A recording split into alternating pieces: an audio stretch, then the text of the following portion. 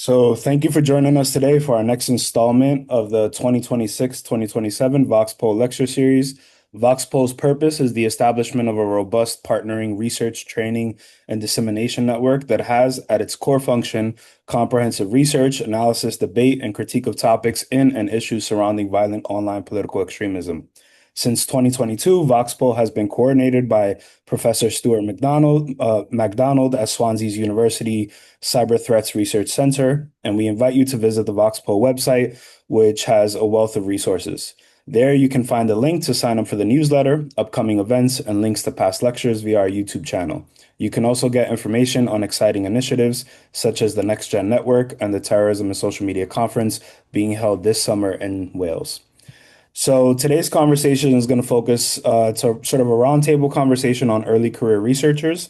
And to kick off this conversation, we're going to have each person introduce themselves, talk a little bit about their research, where they're based, and so to sort of kick off the conversation. So, Stephen, can you kick us off?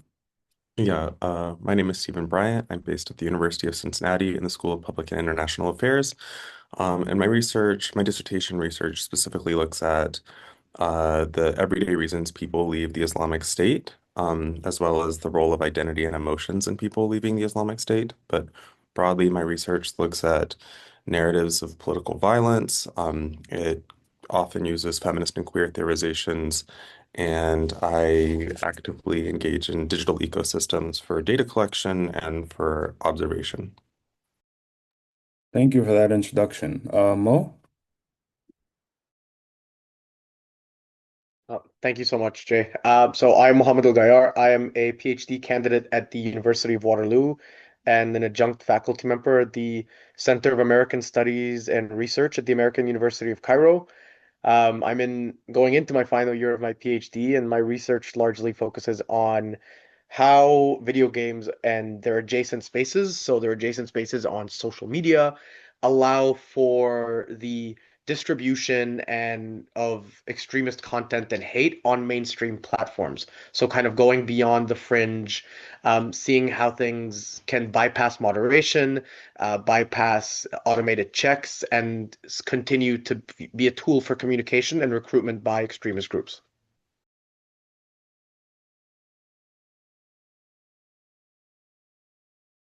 Thank you, Mo. Catherine? Hi, everyone. My name is Catherine. I'm originally from Canada, but I'm getting my PhD in the Czech Republic at Masaryk University. I'm currently in my last year. I'm also a member of the RISE Lab at Charles University, where we research societal extremism. Broadly, my work focuses on gender dynamics in far-right movements. So I look at how both male and female-led communities mobilize and communicate their ideas across online platforms and how this carries over into the offline world. More recently, my research has taken quite a regional shift. So I've been looking specifically at the Czech context. And this includes everything from pickup artist forums to the influence of the manosphere in high schools. And I'm also getting into the overlap between the food and wellness space and the far right. So that's me. Awesome. Thank you all for your wonderful introductions. I love the cool, very different topics that you all are working on. So we're going to kick off now. The next sort of part of our conversation is going to focus on challenges. So, I was thinking about specific questions to ask you all, but I figured, we all just have different challenges and we don't need to put them into a specific category. So I'm curious about what are your major challenges, and it can be, in conducting the research, getting data, methods, whatever comes to mind, networking, and so on. So if we can just start the conversation off with challenges, we'll go around and then we'll discuss those together. Stephen? So there's like three major challenges that I think of. The first is any ethics review that is done wants the information to not be anonymized, generally speaking. So when I did ethics review for data collection, and I said part of what I needed to do was have all the information remain anonymous, it extended the ethics review process to almost a year. And part of that is like trying to explain the ethics of doing political violence research and not wanting to perpetuate more violence in data collection or potentially have data leaked or things like this. And a standardized ethics review process doesn't necessarily capture those nuances. So that was the first challenge that I remember facing was people not understanding why I would want to keep the information anonymous. The second thing I think of is like related to grant processes and fellowships is like my research is political science enough to be in a political science department, but not always political science enough to get political science grants. And it's like somewhat sociological because of the theories I use, and it's somewhat like anthropological. And so the grant writing and fellowship process has been a bit of a mixed bag where like for example, I have a fellowship in a communications center, which is not common, but it works. So the grant writing and fellowship process has been a bit difficult because of the topic and the theoretical lenses I use. And then the final thing is related to the job market, and it kind of connects to the first, is that um, again, depending on the review committee, the research is like either not enough or it's quasi similar to what they're looking for. And so, since I'm in political science, I've predominantly applied to political science jobs. And sometimes people will say, well, actually, this looks more like sociology, or this looks more like peace and conflict studies, or this looks more like insert the discipline. And so, the branding of my research has become a bit of a hassle from time to time, depending on what I'm applying for, because while I study political violence, that's not necessarily, I don't study it in the traditional way that it's done within political science. So those are the three challenges that first come to mind when you ask this question. Thank you. There's a lot to unpack there, and I saw some of that in my own work and on the job market too, and how I pivoted, sort of marketed myself. So, I look forward to our conversation on that. Mo, can you share with us? Yeah, so part of I can speak to something that I'm kind of currently working on. It's the mental health and the wellness of academics as a whole. So a lot of what we are doing is not it's not the easiest work to do for a lot of people, and I understand that for some people it is, myself included, it is very difficult to be in a scenario where you are reading, like I look at some of the content produced by extremist right-wing groups and see essentially the targeting of people that look like me or people that have my same values and same beliefs or the values of beliefs of my friends or my loved ones.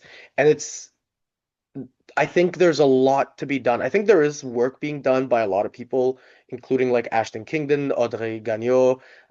They're doing a lot of work on it, but I think there's still so much work to be done just on that, the differences that what people can face.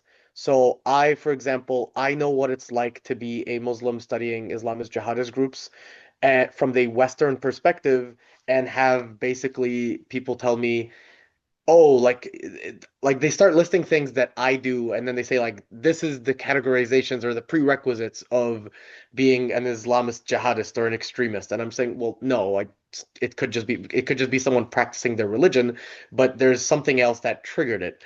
So that in itself was very difficult for me to deal with, even in academia, from like my undergrad and my master's.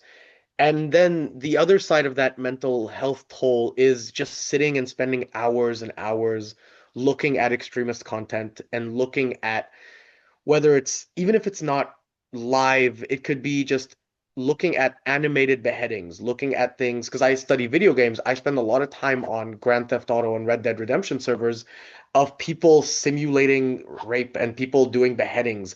And then you go into that fringe further, and I find things that, and I won't mention anything here, just like Steven said, there's always that intention of not recreating and not giving people access to the content, but there are games and simulations out there that simulate sexual violence. And that was rough to watch. And I remember having to call my supervisor a couple of weeks ago and saying, I'm taking a step back. I am very fortunate and my supervisor allows for me to do that, but I know that there are a lot of students that would be afraid to go say that to their supervisor. So I think that's probably the challenge, like that was probably the most challenging thing I've had to deal with.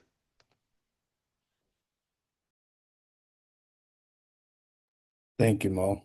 Yeah, there's a lot. We're gonna have a lot to discuss. Okay. Catherine? Yeah, I think the challenges listed so far are quite relatable. Maybe the last one I would add, at least for me, I think I've experienced quite a lot of imposter syndrome throughout my PhD process. I'm going to be honest and say that when I started my degree, I didn't even know the term early career researcher existed. It just kind of seemed like everyone else around me knew what they were doing all the time. Not that ECRs don't, like I'm sure there are some that who do, but it was quite relieving to find out that others were also trying to figure out pretty much everything as they went along. Of course, rationally, I understand that imposters, like I have no reason to feel imposter syndrome. And of course, I know that not everyone around me knows exactly what they're doing, and then I happen to be the only one who doesn't. But imposter syndrome is not rational. So it's been very hard to balance this, like the emotions that I'm feeling versus just the rational part of my brain that doesn't want me to believe those things. So that is my one big challenge, I would say. Thank you so much, Catherine. All right, so we have a lot of different things to discuss, and I was just wondering, based on what everyone shared, does anybody want to sort of kick us off and respond to one of the challenges that y'all all shared? I could go first, maybe to just add on to what Mo was talking about. I spend a lot of time in online manosphere communities looking at a lot of really nasty things sometimes. And a bit like Mo was saying, you're basically reading content that is attacking people who are just like you. So I was working on, or I still am working on one specific research project that looks really deeply into the content present in online manosphere communities. And while going through the data, it's like over 250,000 posts. Obviously, we're not reading all of them, but we do have to read a lot of them based on what it is that we're looking for. It gets really heavy. Doing it maybe 8 hours a day is not a good idea, but sometimes things need to get done and there are deadlines. But what I have found is that the more of this type of content I consume, the more like scared I feel, let's say when I'm out in public or in a park or I'm alone, maybe in like a more foresty looking park, or I just happen to cross path with just one man walking alone, I find myself getting more nervous or more anxious than I used to be, even though realistically there's no reason necessarily for me to be feeling that way. But I do see these emotions in me like spike when I spend more time with this type of content. So that is challenging, but I know that there are ways out there to maybe make things easier, which I've also tried to do. I don't know if we want to talk about that in like the successes section, but um, yeah, like maybe not reading that type of content 8 hours a day. I think that's a really bad idea if like maybe it's just too much to handle. I also, for example, try not to sit in a dark room while I do it or in the evenings or before going to bed. So I try to like set times for myself where I do that part of the research. And I have found that it has made things easier to maybe compartmentalize between like my research and then the rest of my life. So yeah. Yeah, thank you. Well, go ahead, Mo. Did you want to say something first? Like I can wait. I wanted to build up, so it'll be in the same conversation. So go for it, Okay. and I can respond to you. I was just gonna say like one of the just like on the compartmentalizing and also like the maneuvering, like what I've started doing and is I've been saying this to all my students and I got this recommendation from my supervisor is I genuinely have a research hat that I will physically put on and then take off when I'm done. Because I'm also a gamer and I love playing video games. So not being able to distinguish between what is my research and what I'm doing for fun was difficult at the start. And then when I started doing that, I kind of I set a designated space and I fully mean like a hat that I will put on and take off when I'm doing my research. And my parents think I'm crazy when I'm working back home. They're like, "Why are you wearing a hat to do research?" I was like, "It makes sense in my head, and I've made it make sense." And so like I like it's like little things like that that have kind of helped. And I don't know, like maybe we all have our different thing, but I think things like that could really kind of get you in that mindset and or like out of the mindset of that researcher role too, right? Yeah, absolutely. And that reminds me of something that, well, my chair, my dissertation chair had told me to do this, but I also had to justify this for my sort of ethics review for my IRB process, which is sort of being reflexive with my work and journaling. And at first, I mean, I felt like it was mentioned to me as an undergraduate student, but I always thought it was a silly thing to do. But then I started getting more into this work and sort of engaging hours on end, as we all have shared, with extreme content. And I found that I was also in the space, as you mentioned, Mo, where it was like I come from a multiracial and multi-religious family, and a lot of the things these folks were saying were targeting, you know, people and that are connected to that multiracial, multi-religious identity that I have in my blended family. So I would get very angry. And I'm like, I'm supposed to be analyzing data. I should not be angry at my computer. I mean, we could be angry about the extreme content, but I felt the attacks were very personal to me. So journaling sort of started help. I had to do that for my ethics review and to get past all the approvals with my committee. But that also helped me think about, hey, you're dealing with this tough content, and even though it's targeting sort of your identities in a myriad of ways, this is at least you can sort of report back on it. So you can spell it out. It's not just just saying it out loud, but also putting pen to paper and really trying to uh, grapple that, and it doesn't stay inside essentially. So that recommendation helped me a lot. So I just wanted to offer that too. Any other sort of comments or reflections on that? Yeah, Stephen, go for it. Yeah, I'm actually going to speak to what Catherine said earlier about the imposter syndrome. So I'm the first person in my family to have gotten this far in education.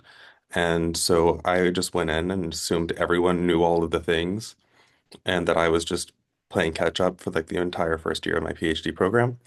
And through a series of interactions with my colleagues, I realized like not to be too blunt, but like most people didn't know what they were doing.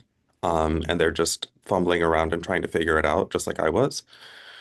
But for me, the imposter syndrome, I mean, the academic imposter syndrome left then, but it was through going to various conferences and networks that I started to feel comfortable in what I was doing. So like I didn't have this like inferiority complex when I was in the academic space because I realized that other people were still navigating that as well. But I don't think I actually felt comfortable like articulating my research and being in spaces like a conference setting until I found like the right communities to be around. And so for me, like it's the difference between like not having imposter syndrome and then feeling like comfortable. Because I think you can exist in that liminal space between, but I don't think it was until probably my second or third year when I was like, oh, there are conferences and networking spaces where I can actually talk about these things, and I don't have to like go into like the granular details of my research for someone to care about it. I also think a lot of the times there's not necessarily a lot of other people studying the same thing we do, maybe at our faculty or at our department. Like that is not the case for me. I think I'm very lucky to have like professors and other PhD students who research similar things, but it's still maybe really daunting when you're maybe the only person in that field in your department. That is one of my successes is like building a great network. So I will get to that maybe later, but you are right that finding people who can understand your work and find it interesting and maybe kind of validate your research is really a great tactic. Yeah. I think that kind of also links to what Stephen was saying earlier about um the job hunt, like in the job market. Because it is a niche field, right? Like it's not there is while we say there's a terrorism field or like a field of studying terrorism, it's not a political science, it's not a philosophy. And if you're around any of the Canadian institutions with the amount of budget cuts, everything is kind of I've kind of found it my department's not happy, but I have not been unhappy with the merging of departments because it means now I don't need to just sit with political science students. I can sit with sociology students who are probably studying extremism or philosophy students that are looking at rhetoric and hate and so on. And so I find that not having the not knowing where you kind of fit has always been a problem, right? Whether it's on the job market, whether it's as a student, like in Waterloo, I'm the only political science student studying extremism. But there's a whole gaming institute that falls under like the umbrella of the university that brings everyone together, which I've benefited from. So I think like, and then when you try and put that on the job market, like Stephen was saying, like, where do you fit, right? Like, because a lot of my research overlaps with sociology, it overlaps with anthropology, it's overlaps with psychology, even though I've tried to avoid that side just because I don't know enough about it and even like communication studies. And then I ended up working at a Center of American Studies and Research. And so like not knowing where you kind of fit has always been a problem, I think. And I think that goes like now I want to connect it to, and yeah, this might be a success as you said, Catherine. So maybe we don't won't go too far into this. But networking, not just I know the focus of our conversation is early career researchers, but really trying to find faculty who are established or who have been at least working for a few years in different disciplines, so you can sort of engage with them and say, hey, I'm on the job market, right? To Stephen's point, I'm on the job market and I have this interdisciplinary work that I'm doing. How can I adjust my materials to better reflect political science, so I can better apply to political science jobs, for example, right? Um, so I had an issue with like creating a committee, a dissertation committee, because I was in a criminal justice criminology program, but my committee ended up being very interdisciplinary. So my chair was actually political science faculty, right? And I had two members. I had another member from sociology faculty, well established in their field, another member from public management. And then my external was from sociology. So while they were affiliated faculty with my department, I didn't actually use any of the core faculty in my department for my committee. And that helped me get different perspectives on, how to best construct my job market materials. So back to that networking aspect, but specifically, I mean, it's great for us as early career researchers, but definitely for on the faculty side of things too. So it reminded me of my experience with that. So, okay, we are there other challenges that stood out that folks want to sort of respond to? We kind of already touched on ethics review. We can continue that. The conversation on grants, the question that you brought up, Stephen, which I thought was, your work not being political science enough to get funding. I don't know if you want to speak to that more or maybe like sort of unpack that specific challenge a bit more. I think that'd be interesting to share. Yeah. So, I mean, what you said about your committee is actually really interesting. So my committee is mixed up of political scientists and women, gender, and sexuality studies faculty, or like former women, gender, and sexuality studies faculty. So it's like a mishmash of that. But grants, okay. So because it doesn't speak to like central elements in political science, which are often like institutionally focused or state government focused, I've had grants that have told me things like, or like responses to grants that have basically said like, maybe you should try for a humanities focused variation on this, or maybe you should try for like a sociology focused variation on this, because they'll say like you're not actually prescribing policy or you're not directly speaking to like governmental action. In just personal preference, I don't want my research to do that. So early on, I was very hit or miss with grants and still a bit now, but I've had to kind of Frankenstein grant applications a bit to be like, and if you wanted to use it for policy, it could be this, even though that is not my intention for my research. So I have to like add this like almost disclaimer paragraph at the end when I apply for grants to basically say like, it could be done this way. I don't necessarily want it to, but like if that's your prerogative, that's what you do. And that's kind of the way I've had to speak to the discipline a bit, but it did take probably like 3 or 4 years of practice to realize that was what the discipline was expecting. And just as you said, like you got your degree in out of a criminology department, like uh, I tell people like I'm getting a political science PhD because those are the people who funded my research. But I also applied to like global affairs, global studies, peace and justice, like peace and conflict. So it could have been all of these things. And I think that was great, but also now it comes with the learning, or it came with the learning curve to like have to speak to the discipline in a way that I don't think I was necessarily prepared to do. I think I became equipped to do it, but it took a lot of practice. Thank you for sharing that.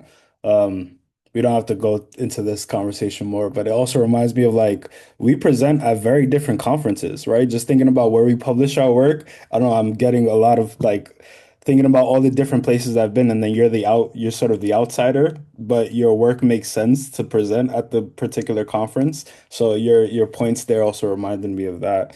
Um, so thank you for sharing that. All right, so I think we can sort of now, well, I wanted to ask one more question before we sort of move to successes. Mo, you talked a lot about your hat. Is there any particular resources that you've come across that you think, um, you did mention a few folks working in the mental health space for our field of study. Is there a specific a resource that you come across that you think has been helpful, in addition to your hat, recommendation? So, I will say the Canadian Network for uh, Researching Society and Extremism, Kansas, not Kansas as in the state, but CANSES, has been doing a lot of lectures on like a monthly basis, where they're virtual lectures that you can just attend, so you could just follow them on LinkedIn, and that's been my where I've mostly been getting my resources and my information. It is tailored by Audrey Gagnon, and she does post like material for everyone to look at. And one of the benefits is it's also a space where there's not a lot of people that go to these, which means you are able to get more acquainted with some of the people there because they do have a question period, a question and answer period, and they do have like a discussion with a lot of these virtual lectures. And obviously, the other one is where Catherine and I met at the CREX summer school. Look for summer schools. Look for any place that you can find um, like something that looks specifically at your research. There are some niche summer schools out there. I found the CREX the ethics summer school, and that's where I met a lot of people. That's also where I went and created a network of people that I could speak with, including Catherine. And but when after I met Catherine, I ended up meeting Jay, and now I'm meeting Stephen, and I'm also meeting Michael. And so I feel like that's the best kind of resource that you can get access to is people and networks that have been through those experiences. Because textbooks are great. I've read a lot of books. I've read a lot of articles about mental health as a researcher. The experiences of others in your field, I feel like are much more valuable. And so I will always say like networking, and I'm not a big networker. I don't like meeting, not that I don't like new people. I'm not great at meeting new people. Or else I probably wouldn't have been in the field that I'm in. But finding the people that you can kind of sit and talk to about your research has always been my go-to, just because I can say, hey, I was doing all this research and I'm drained mentally, I'm not okay. And then I can have a friend who has no idea what I'm talking about because they're not in that same field. Or I could have someone who, and Catherine, I'm just gonna say Catherine because she's here, has always been like a great friend. Like, "Oh, the research was daunting," and she goes, "I get it," and then we can talk about, and just then I can say I'm not alone in this, right? And so that has been my ultimate like go-to like resource. Other things I would say is probably Dr. Ghaida Hassan. She is a psychologist and she works in this field. And I feel like there's not enough psychologists that work in this field and not a lot of therapists that work in this field. Just because therapy is very complicated by its very nature, and what we do is very complicated. And I think having someone who specializes in both is very rare. So Dr. Ghaida Hassan would be someone I would recommend either going to read her work or just reaching out to her. Awesome. Thanks for those recommendations. All right, so we're gonna sort of pivot to our successes, right? Things that work really well. And I would like to sort of start in the opposite direction. So, if Catherine, can you kick us off on the successes part of our conversation?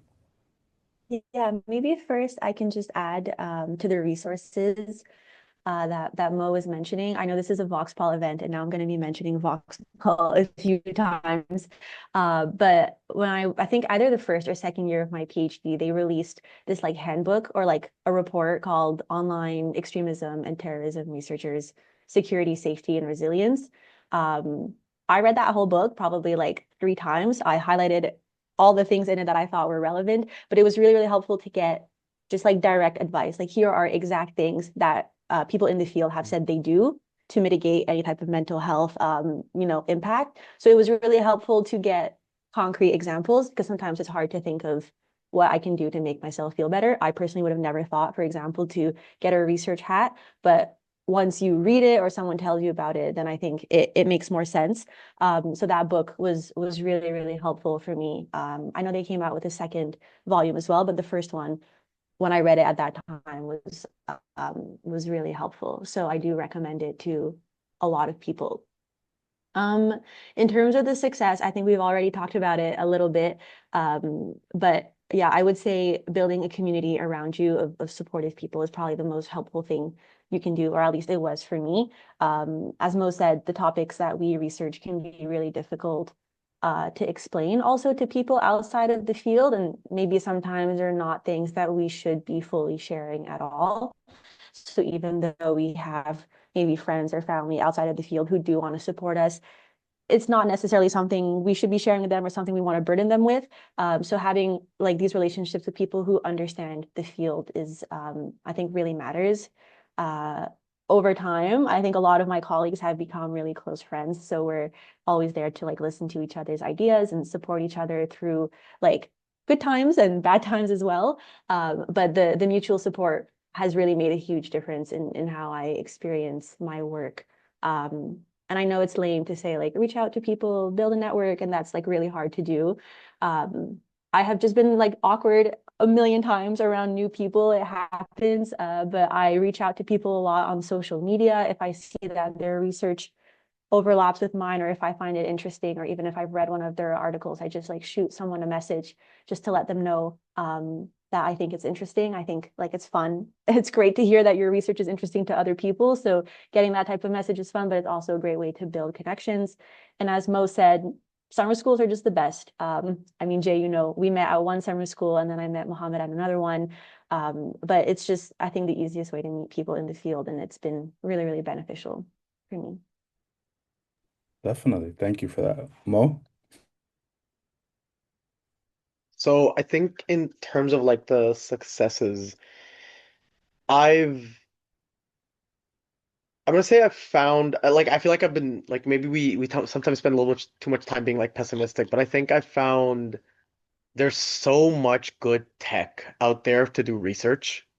Like in terms of as an early career researcher, I think while this might be the early career researchers that are struggling with like the most mental health, the most like social isolation, we're doing such sensitive and dangerous and frustrating work. But on the plus side, we have technology that has made our lives a lot easier, whether it's things such as Max QDA, which is now rolling out its AI assistant to help teach you how to code and teach you how to put things thematically.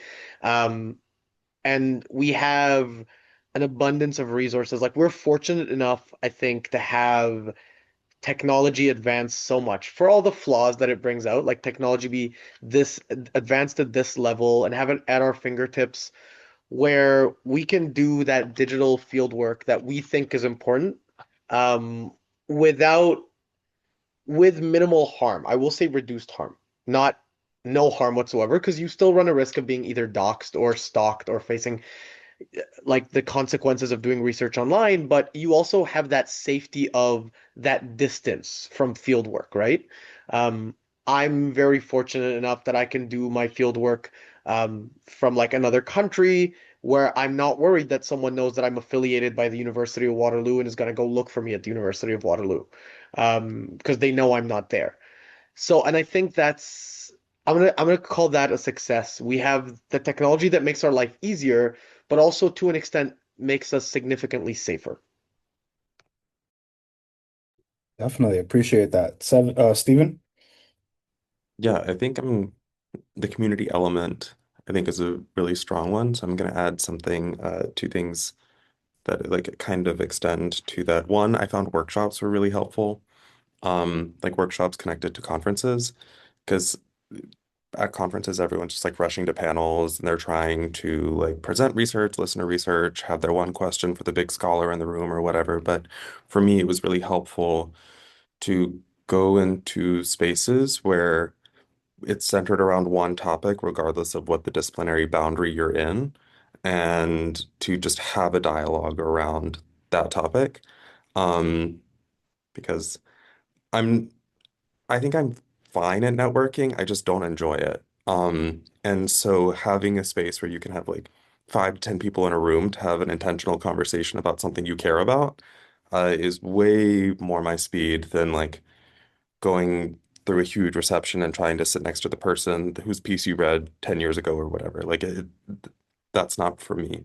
The other thing was like I found a lot of joy in my own research through having interactions with people who are like-minded in that way. So those types of relationships made at workshops or through collaborative projects or things like that have made me realize that I actually enjoy the thing that I do. Um, and that's not me saying like I want to do my dissertation research forever. Like I'm ready to graduate whenever the day comes. But it doesn't make me feel like, oh, I'm burnt out on this field or this discipline or this kind of work. Because I know a lot of people feel like they go it alone and they don't make those connections. They don't have the realization that there are other people who are doing this kind of work and who care about it. So to be, let's see, I'm almost through my 5th year and still be like, no, no, no, I still actually enjoy this and I still care about this and I still think it matters. I think to that is very like that's very comforting to me, and like, I think hopefully indicates a positive trajectory for my career post PhD. Thank you for that. Thoughts, reflections you have between each other on those recent comments? I can start one. I can start this our conversation now. So, in the spirit of continuing as Catherine was doing, continuing to shout out VOX-Pol and the amazing things that VOX-Pol does. Um, So, of course, summer schools were mentioned. I think another good thing that VOX-Pol does is send out emails of opportunities, but then acts on it, right? So I'm going to give some context before I continue to shout them out. I feel like we probably gotten emails before, like, "Hey, yeah, we'll support you with this, or we'll do X, Y, Z. Here's an opportunity," and then you follow up on it, and it actually doesn't happen. And I think Stewart has been doing a really good job to disseminate grant opportunities, workshop opportunities to the network as a whole. And if people respond, he actually does the work on the back end to say, "Hey, you all responded. Now you all can work together. Try to and bring people together." Right. So he's very intentional about that, and I've very much appreciated that. Right. So in addition to the summer schools, just being intentional about people, we're not just on the website, or we're not just a name on a roster. He actually sort of works to bring people together, actively works to do that. And then that also reminded me of a three-part OSINT workshop, to your point, Stephen, that we're having this month just for VOX-Pol members, right? And this is going to be hands-on training and tools, right? So I'm sure we all got the email already, and you're actually going to be able to build your skills through this three-part workshop.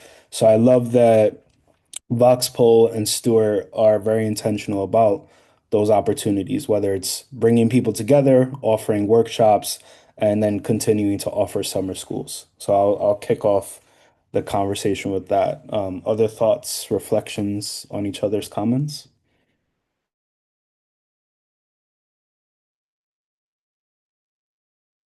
Maybe just quickly, I will say, just building on what Stephen said, when I was getting my thoughts ready for this meeting, I wrote down that the research overall is very rewarding. I wrote it down as like a broad success. It's like even though there are a lot of challenges and some days are really hard, I still really enjoy the research that I do. I think it makes maybe hopefully makes the world a better and safer place. And I am excited to like work every day, maybe not every day, but most days.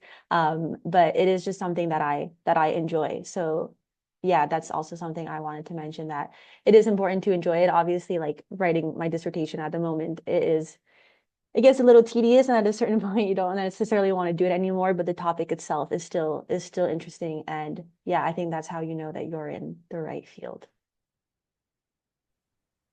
I think the other thing too is because I also, and I feel most of us did, like going into a PhD, um, or any like new job, like you get that sort of imposter syndrome, but you also try and figure out if your research is actually meaningful.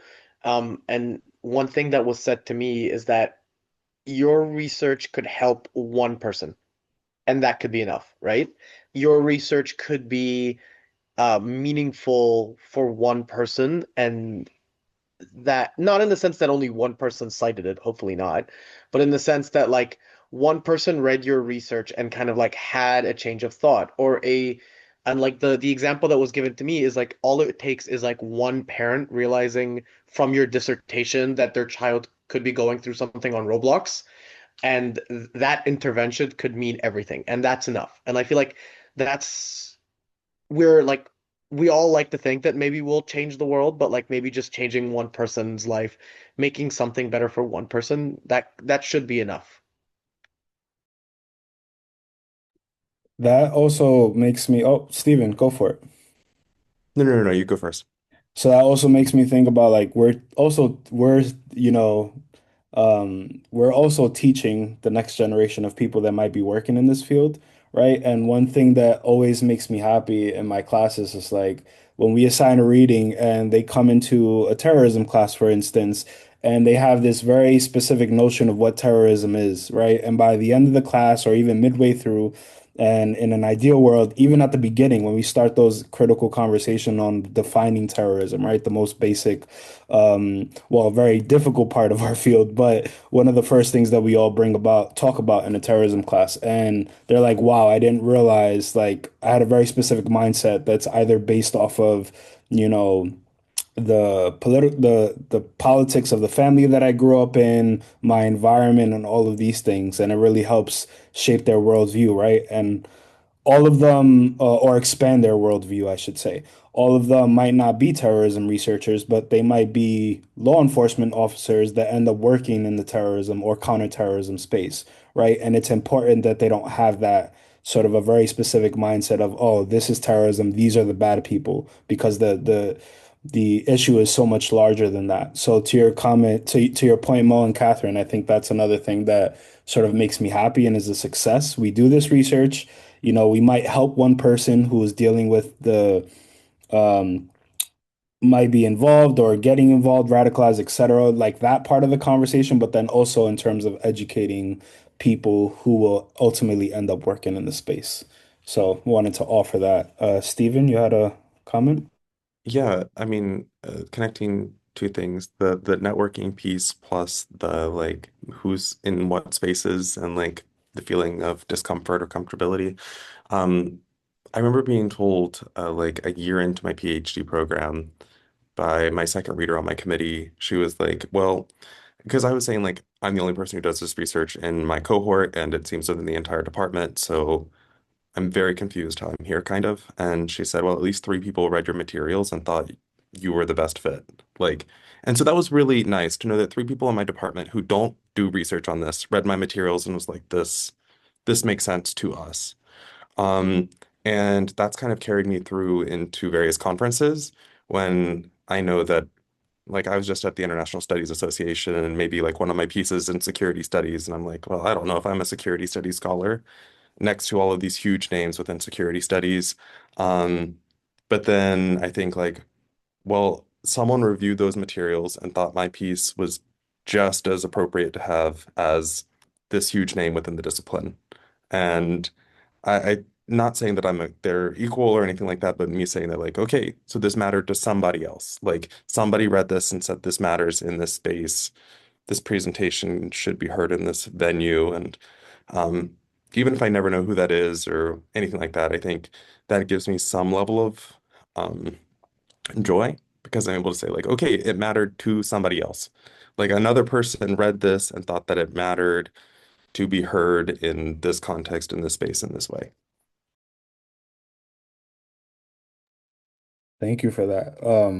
Well, I feel like we're really emphasizing these workshops in summer schools, but that's another thing that has fascinated me about summer schools is the fact that like you start talking to everyone and it's like they have completely different backgrounds and like we're all there to study this one thing, terrorism and network and all of this, but then their undergraduate, their graduate degree are in completely different majors, right? And not just the social sciences and humanities, but STEM as well.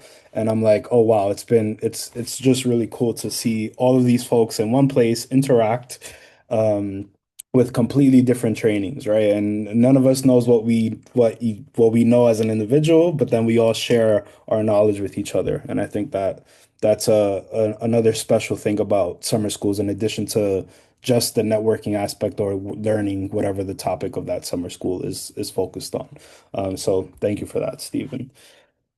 Other sort of reflections, thoughts so far? Or I have two. Well, I'll just throw another question out there. Mo, you brought up good tech, and I want to highlight, sort of see if there's any specific technologies that each of us might have used. I'll also give a shout out to Max QDA. I did my entire dissertation or primarily using Max QDA, and I love it. I've seen it. I've also used NVivo and Alice TI, and in my opinion, Max QDA has gotten a lot better than those other platforms. So it's been cool just learning the functionality that they offer. And of course, the new AI assistant that you mentioned, Mo. Are there other technologies that we've been using to sort of analyze data, collect data, web scrape, all of those? Anything come to mind? Postman, if you are not an engineer or not a computer science whiz, knowing how to use Postman simplifies coding to its like simplest form, and there's so many YouTube tutorials. So when you're trying to web scrape and you don't want to fully learn how to code, my department put me on Postman because Postman just says input the data directly from the website you're trying to get the API key from, and it does everything for you. And I think it's such a great resource to have things like that.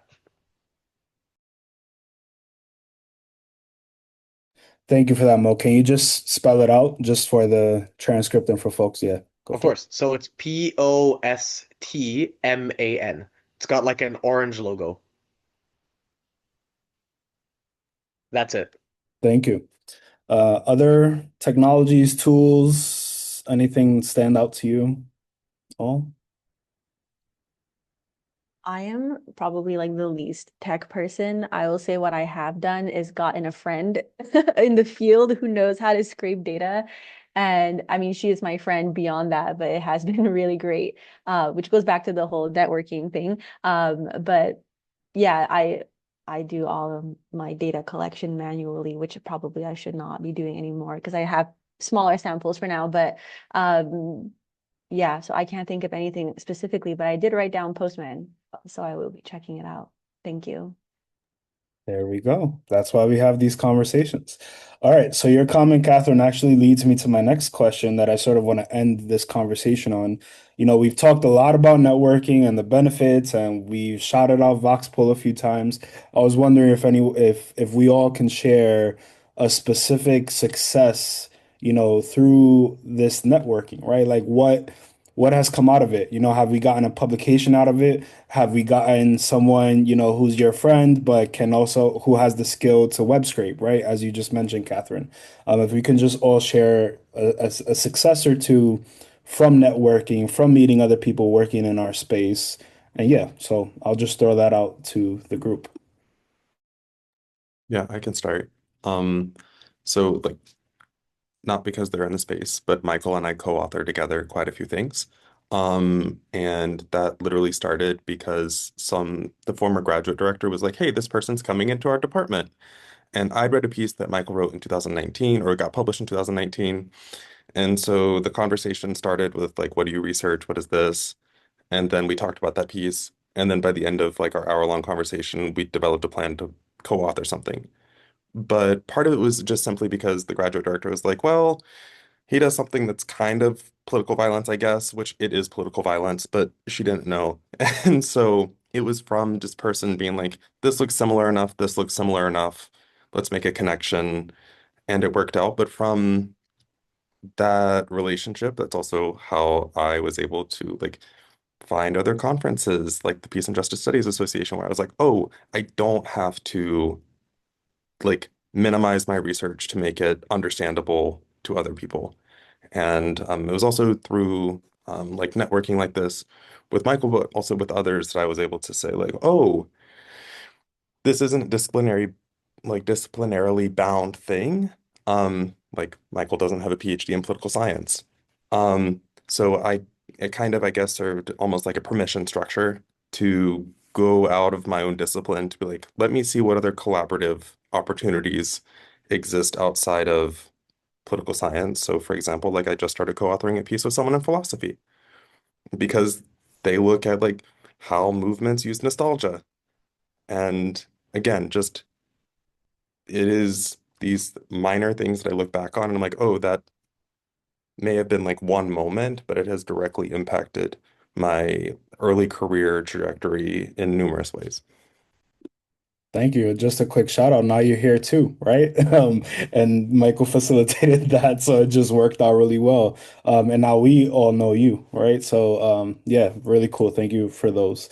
Other folks, Catherine, Mo. I mean, the obvious one is being here.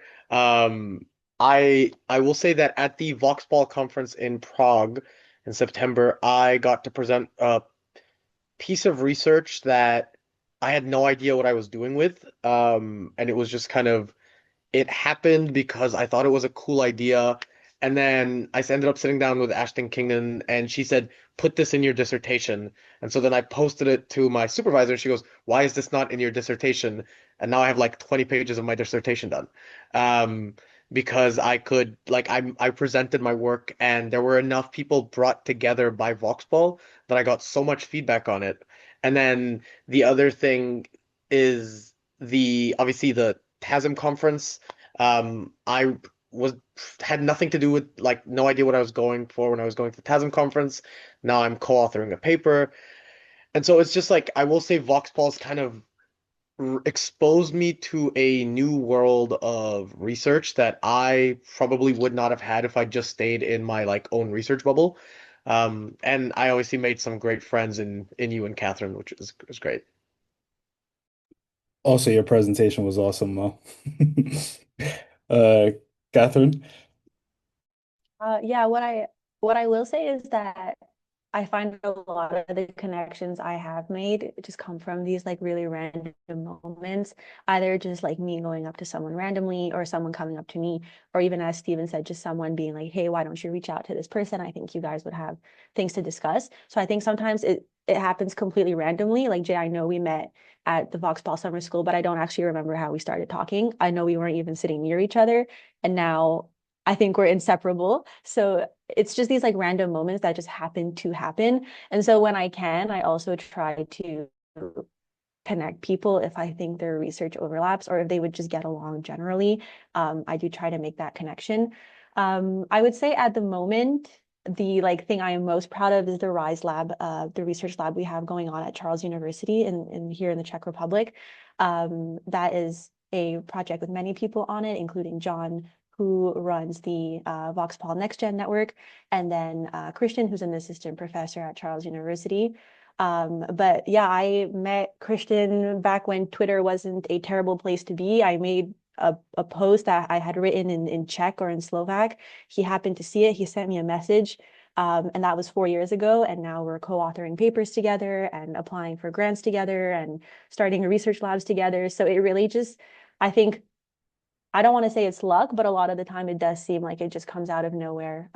So yeah, and then I have lots of other interesting projects going on with UJ and with Mo as well. But academia is like the reward or the gratification is not instant. We have to wait maybe a few months or years for things to come out of it. But I do think we have a lot of interesting things in the works.